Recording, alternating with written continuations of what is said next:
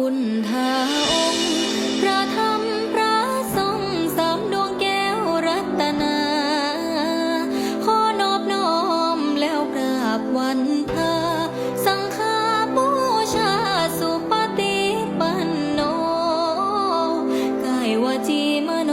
น้อมนำมโนสุปฏิปันโนแห่งเมืองนาครอันบวรเมตตาธรรมกำเกิงให้สา